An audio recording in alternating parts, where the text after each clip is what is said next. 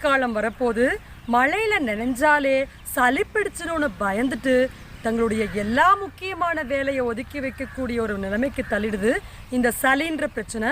அது மட்டும் இல்லாமல் உலகத்தில் ஏற்படக்கூடிய 60-70% நோய்களுக்கு காரணம் சளி நம் உடலுக்குள் தேக்கம் அடையிறது தான் அப்படிங்கிறத புரிஞ்சுக்காம சளியை சுத்தம் பண்ண வரக்கூடிய ஒவ்வொரு பாக்டீரியாவையும் ஒவ்வொரு வைரஸையும் சளிக்கான காரணியாக மாற்றி அதற்கு மருந்து எடுத்ததன் விளைவு தான் சளியை சப்ரெஸ் பண்ணோன்னே இரும்பல் வருது.